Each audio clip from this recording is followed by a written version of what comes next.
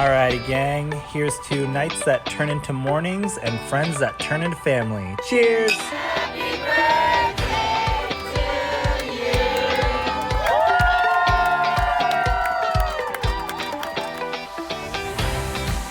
Hello. Welcome to the Friendship IRL podcast. I'm your host, Alex Alexander, and each week we explore what's working and what's not in our friendships, community, and connections. Have you ever wished you could sit down and have a conversation about what is really going on in your friendships? Well, you found your people. Join us as we dive into real-life stories and explore new ways to approach these connections. Together, we're reimagining the rules of friendship.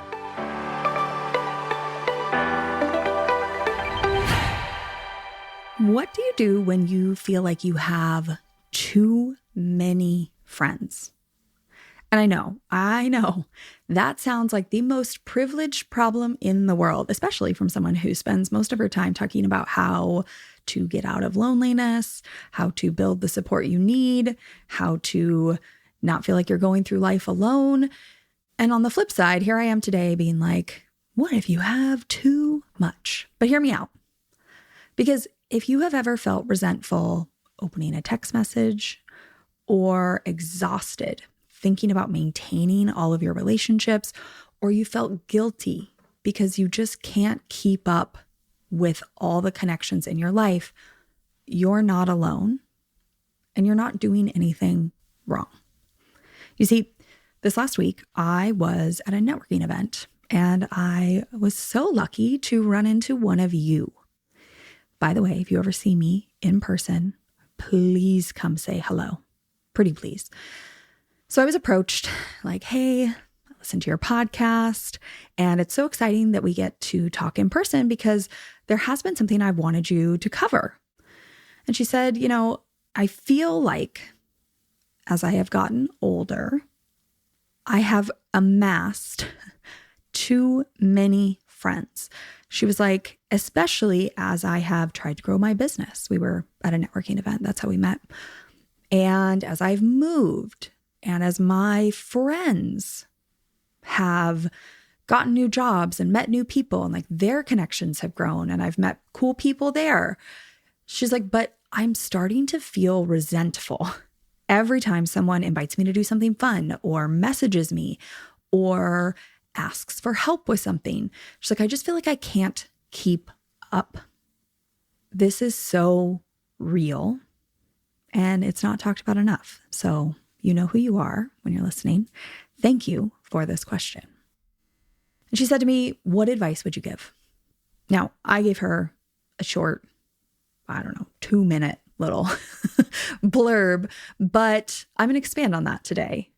Because the advice that I gave is not the advice that you might expect. I think a lot of people would expect me to talk about how to tighten your circle, choose the friendships that matter, talk about which ones to leave behind, how to kind of rank your friendships, how to close in. But that's not my message. That's not my platform. That's not my belief. That's not how I live my life. So we have to push past that. We have to challenge that. And we have to challenge a belief that I feel is so deeply rooted for so many people. And I get it. You didn't know anything else until you examined this belief like we're going to do today. And that belief is that we always need to show up in the same way in all of our friendships. We need to prioritize being the same person. Is that really the best way to handle your friendships? Is it okay if you give something different to one friend than you do to another? Because my preview for the thesis of this episode is that part of the reason that we feel burnt out is because we feel like as we add connections to our lives, we need to keep showing up the exact same way. Like if we did one nice thing for one friend, we should be prepared to do that for everyone. But everyone may not need that. So in today's episode, we're going to talk about a framework to think differently about our friendships and show up differently. Now, I love to talk about this idea of kind of the all or nothing friendship model. I have multiple episodes about this. Episode 13, episode 33. There are probably many more that I can't think of, but we're at episode 161 today, so pardon me. But so often we kind of have this all or nothing mindset, right? And I get why. When we were younger, when we were in what society tells us is our prime friendship era, right? All the way from elementary school to high school to college, maybe our young 20s, friendship was kind of this all or nothing thing. I think we were taught that the way we showed up for one friend, it was only kind to show up that way for another friend. But the problem was that our worlds were really small, right? We went to high school. We went home to our parents. We maybe went to a place of worship or a community group. We saw our parents' family friends. We saw our friends, but our friends normally were also the people we went to school with or we were in clubs with. We had very limited choice in our connections. We also didn't have a lot of responsibility, right? You were a daughter or son or child of somebody. You were a high school student. Maybe you were like soccer captain or head of the robotics team or just another face in your high school. But you didn't have the number of roles you have now. As an adult, I mean, if I think of my roles, right? I am a wife. I am a friend. I am a daughter. I am an auntie. I'm a business owner. I am a community member. I am a author. I am a podcaster. I am a friend. And I mean, I could probably go on and on and on if I really sat down and wrote it out. I have all of these titles. I have way more roles that I am filling than I did when I was in high school. My world as an adult is so much bigger. I have so many more responsibilities. I have more people that I have to interact with because of those responsibilities. So therefore, I am connecting with more and more people naturally. And that is a good and necessary thing.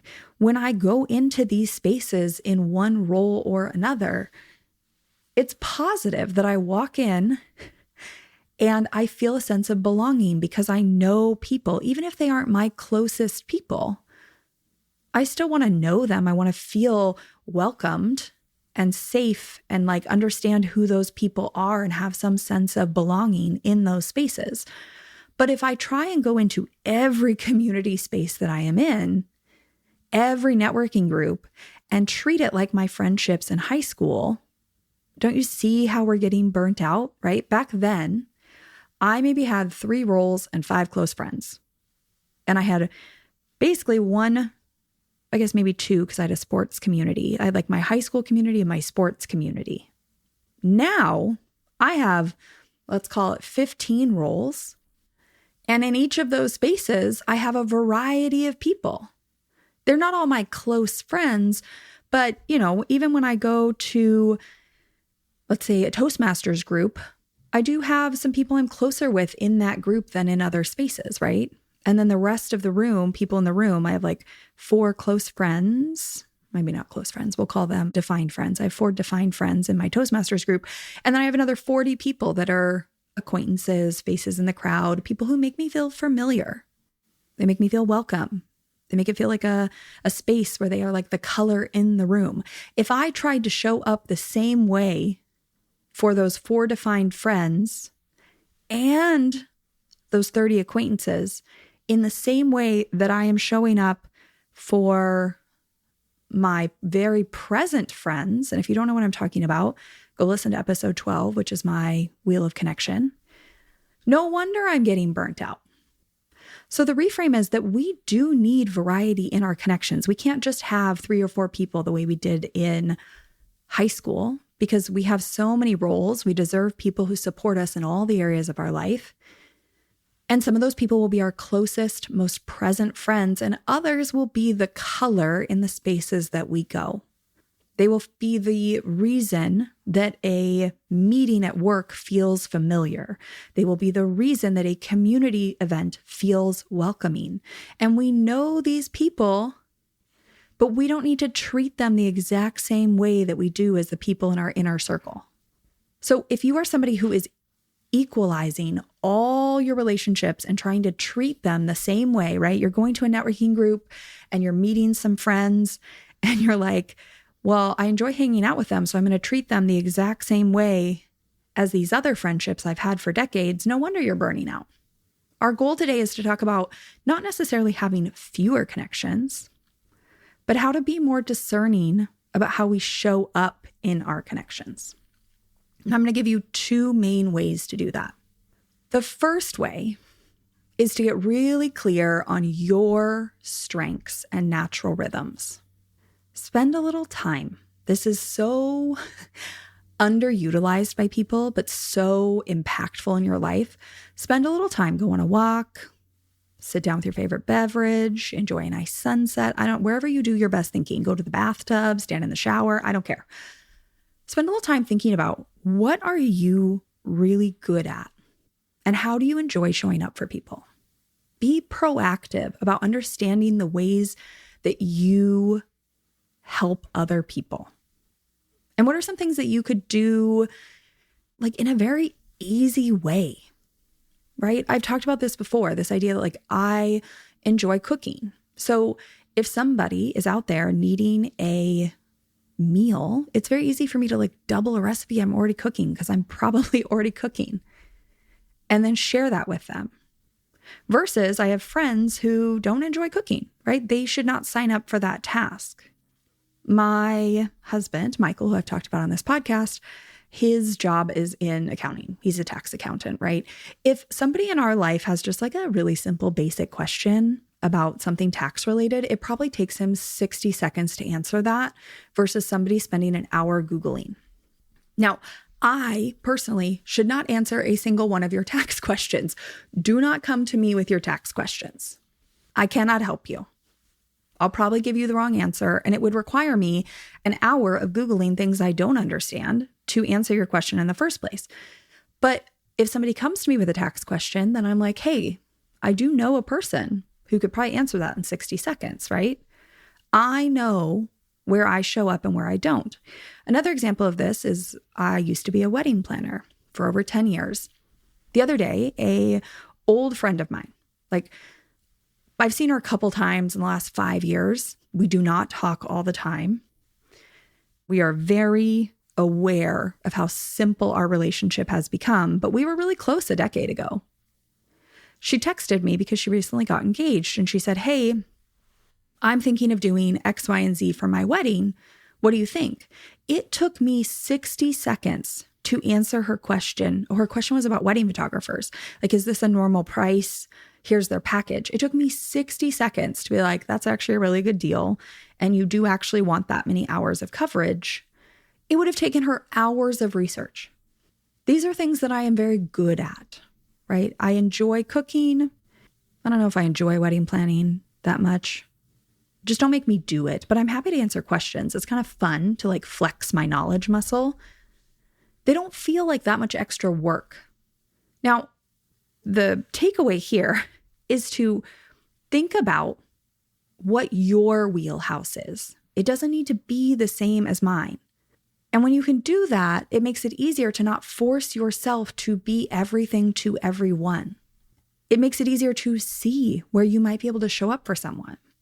And I personally think that when we get really clear and we know what we offer to people, it makes it easier when we feel like, oh, maybe like, oh, that friend asked me for help in some area that is not your wheelhouse, right? My friend asked me about a tax thing. I don't feel guilty when I'm like, hey, I can't really help you with that because I know all the places that I would show up for them in an instant. And maybe in the past month, 6 months, year, the places I have shown up because there was something that was in my wheelhouse. So today, tomorrow, this week, this month, take a second and get clear on what your strengths are. Know them and then share them. Let other people know. Like tell people, hey, I know a lot about how to repair cars. I think it's kind of fun to do that puzzle. If you ever have questions about repairing your car, let me know. Offer it up. Put it out there. Give yourself permission to not be good at everything and to not feel like you have to show up for everyone in the exact same way. Play to your strengths. And for some people, they may need my wedding planning knowledge. And for some people, it may be that they need a meal every once in a while, or they need help with planning a recipe, like a menu for a party they're throwing. It might be that they need to know between two expensive purchases for their kitchen, which one I would make because they know I love kitchen tools, right? Because I love cooking. What somebody leans into you for is probably going to be different. And it's easier to show up when you are proactive and know what your strengths are. Now, to take this a step further, other than your like blanket wheelhouse, right? Those kind of like things for everybody. I also think that it is helpful to understand the ways that you show up for certain friends and the ways that they show up for you. Start with your closest people when you do this. You can't really like do every relationship at once. But as you start to do this with your closest friends, maybe you think about it with certain communities you're a part of, or family members or acquaintances, people who are new friends that you would like to be closer to. But to start, pick just your few closest friends and then do this 2-part exercise. The first one is, what role do you fill for them? So I'm going to give you a couple examples.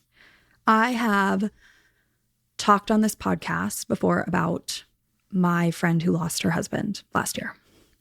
And we live a few hours apart. Like, I do not live within driving distance of her. Now, I would love to be able to take so much stuff off of her plate and fix everything, but that is not possible. So I've had to really think about, what can I do for her? And the way that I show up for her is not necessarily how I show up for my other closest friends. What I have decided is that the best thing I can do for her is actually to change the settings on my phone so that she always rings through. Always. And when she does call, no matter what I am doing, I will walk out of the room and I will answer the phone. So I told her, I was like, hey, I obviously can't be the person who always just like shows up at your house or helps pick up your kids because I don't live near you. But what I can do is, everybody deserves to have a person they can call and know that it will ring through. Like, you bypass all do not disturb. If you call me at 3:30 in the morning, my phone will ring. If I am in the middle of podcast recording right now, my phone will ring, even though it's on do not disturb. She can always get a hold of me. And I can be that person for her since she has lost that main person. And then to take it a step further, right? I will answer whenever. So last month I was at a holiday party and I'm in this room full of people. And normally this is like, if somebody was calling me, I would have let it go to message and I would call them back the next day. But because it was her calling me, I walked into another room and I answered the phone and I said, hey, what's up? I'm at a party, but talk to me. And we talked for 10, 15 minutes while I just sat in this bedroom all by myself. And I came back out and my friends who were at the party were like, what was that? Right? Because normally I would not walk out of the room. And I told them like, hey, this is the role I can currently fill for my friend. I will always answer the phone for her. But I probably wouldn't do that for them. Those friends in that room, I don't have them set to bypass my do not disturb. I also was out to lunch this past week. I was at a work lunch. And this friend who can bypass my do not disturb, I got a FaceTime call. I am sitting at a table at a work lunch. And I answer the FaceTime. Like, I looked at it and I thought, oh, I'll call her back later. But then I thought, nope, it could be an emergency. So I answered and I held it really close to my face because I don't love being a public FaceTimer. And I said, hey, I'm at a work lunch, but is everything okay? She goes, yeah. I just wanted to talk about, I go, okay, I'll call you as soon as I'm done. Now, the people at the table were like, oh, Alex is a public FaceTimer. And I got off the phone and I told them, I said, hey, this is my friend who lost her spouse. And the role that I can fill for her right now is if she needs somebody, she can always call me and I will always answer. And if she had said it's an emergency, I need to talk, I would have gotten up and I would have walked out of that restaurant and I would have talked to her instead of my business meeting. That is a role I can fill for her, but not necessarily for everyone else. Now, this could be that you are, it doesn't need to be as intense as this role I just told you about. It could just be that you know that you are the person that your friend always calls with parenting questions, right? You're their main parent friend. It could be that this is a really old friend you've had forever and they know a lot about your family. So this is the one that they always come to you about their family drama and you always listen. This could be your friend who's pretty spontaneous and they call you to go do something spontaneous. Now, maybe you can't always drop everything and go do their spontaneous idea, but you will try your hardest. Maybe this is a person who you are their biggest supporter in their health journey. And so that means that if they are going to race, you will do your best to be at that race and cheer them on. What role do you fill for that friend that is the most impactful? And that'll probably change over time. And it's not to say you do nothing else, but you do try and prioritize that role. If nothing else, you trust you are doing that role to the best of your ability. And then the second part of this exercise is, what role do they fill for you? I have another friend. She's a good work friend of mine.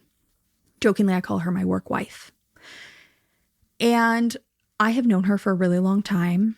I know her spouse. I know her children. She knows Michael. She's met some of my other friends. I've met some of her other friends. But I wouldn't really call us, these kind of all-consuming friends. We don't invite each other to go necessarily on joint family trips or things like that. We fill a very specific work role. That's what she fills for me. If I have a work problem or I need somebody to go to a networking event with me, I call her. And I know that. But I don't necessarily call her for every Friendsgiving and every weekend hangout. And that's okay. We have accepted that we are very much each other's work person. That's where we lean on each other. Now, the next level to this is once you've kind of realized what the roles are that they fill for you and you fill for them, if you want to take it another level, have a conversation about it, right? Chat with your friend and be like, hey, I've been really thinking about the ways I show up best for you and you show up best for me. These are my thoughts. What do you think? Do you feel like that is correct from your side? Are there other things I'm not thinking about? What are our biggest priorities? If we were going to do the most to show up in very specific ways for each other that made the biggest impact, what are those ways? And then and that might change over time. It's probably 100% likely it will change over time. And then you've created a space where it is okay to have conversations when it does change. Hey, you used to be my person that I went to for work things. Now I've changed jobs. Now I just want to hang out with you for fun. Things might shift in your friendships. That's okay. But right now, if you feel overwhelmed, what are the top things you can prioritize? This framework, getting clear on the top 1 or 2 ways that you show up for your people and committing to those core things, but also being okay if they change over time. What that should do is let you trust that you are showing up for your people in the ways that matter most and give you some relief when you do have to say no. If I was going to give you an analogy, it would be when I go to do my work here, right? There are tasks that move the needle, right? Needle moving tasks or money making tasks, maybe, whichever one they are. Those are very different than kind of busy work tasks. And every day I have to spend some time thinking about what my move the project forward tasks are. And I need to prioritize doing those. Everything else is just a bonus. That's what you're trying to do, but with your friendships. You're trying to think about what are the most important, impactful things I can do for this person and they can do for me, and everything else is just a bonus. Now, I do think that you can, once you kind of narrowed this in with your closest friends, you can expand this. You can apply this to all of your relationships. Think about your work relationships. What areas of work is it that you're teammates on a project and you really need to work well together? Is it just someone you bounce ideas off of? Is it somebody who's you've committed to networking together? And that's how you support each other. It's like you don't have to walk into these networking events alone. Is it a community group? What role do you fill? Are you the person who is like PR and out in the community talking about it? Are you the behind the scenes organizer? Are you the advocate? What are you in the community group? Are you the safe space that everyone can come talk to and you always listen? But maybe if you're the listener, you don't also need to be the person who's behind the scenes doing all the admin work for the group. For your networking connections, if you go to a networking group, is it just that you show up every week? Is it that you help people make connections? Are you the person who just is very welcoming to everybody? Are you kind of the person who takes the new people in under your wing? What about your family connections? What are the top things you can do for each other? What about your neighbors, acquaintances? Now, amongst all those different connections in your life, there are some different levels, right? Like not everyone needs the same level of investment. Your acquaintances don't necessarily need the same level of investment as your neighbors or your closest friends. You might be a little more okay saying like, hey, I try my best at showing up for you in this way, but it's probably going to slip through the cracks. Versus maybe your closest neighbor, you really prioritize, like when they ask you for a ride or to borrow something or to grab their mail, you're going to do everything you can to make that happen, right? Some people are kind of that inner circle closest. You're going to spend the most time, you're going to give that the most priority, and you're going to maybe have a variety of roles that you fill and prioritize. Then you kind of have your like regular supporter people. You have specific roles, regular contact. You're going to do your absolute best, but maybe you wouldn't like wake up at 3 a.m. and answer their phone call. But you would definitely call them back within an hour or two the same day. That's how you're going to prioritize. And then you have, like contextual friends or familiar faces, people where because they create a sense of belonging, you're always going to show up and be that listening ear or do your best to be that admin person. But this is your permission to let some relationships be lighter. Not every relationship needs to have that must do the thing, be the role, right? You're just going to do your best to do it sometimes. So if you have listened to this episode today and you have been operating under this assumption that you need to show up for all the people in all the ways as you add more connections to your life, and that you must be doing something wrong because you have collected too many connections, I want to remind you that we all deserve support from a variety of places that support our various roles and interests and beliefs and values. And I'm really proud of you for building that variety into your connections. And that if you have reached burnout, it may not be the number of connections, it might be your approach to those connections. Your world is getting bigger, and that's a good thing. More connections means more support, more belonging, more color and richness in your life, but only if you show up in a way that feels sustainable. So you get to decide how you show up. And different relationships will get different versions of you, and that's okay. With that, I'll see you next week. Thank you for listening to this episode of Friendship IRL. I am so honored to have these conversations with you, but don't let the chat die here. Send me a voice message. I created a special website just to chat with you. You can find it at alex.chat. You can also find me on Instagram. My handle at it's Alex Alexander, or go ahead and leave a review wherever you prefer to listen to podcasts. Now, if you want to take this conversation a step further, send this episode to a friend. Tell them you found it interesting. and use what we just talked about as a conversation starter the next time you and your friend hang out. No need for a teary goodbye. I'll be back with a new episode next week.